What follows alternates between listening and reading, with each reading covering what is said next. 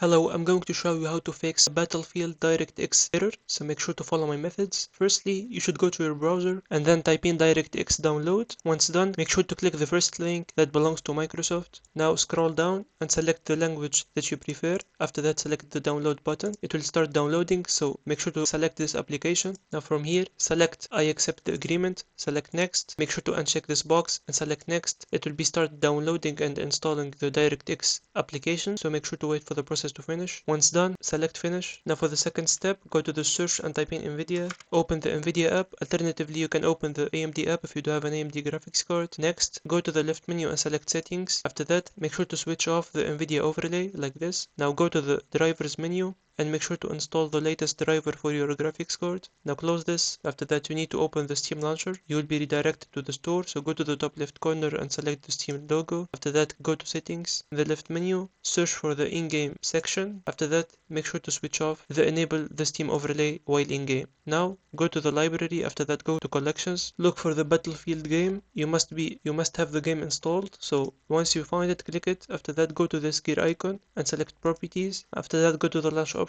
and type in -dx11. Once done, go to installed files and make sure to select verify integrity of game files. That way any missing or corrupted file will be automatically recovered safely. Just wait for the process to finish. After that, close all of this. Try restarting your computer. After that, your problem should be fixed. If you do find it helpful, consider subscribing and see you on the next one.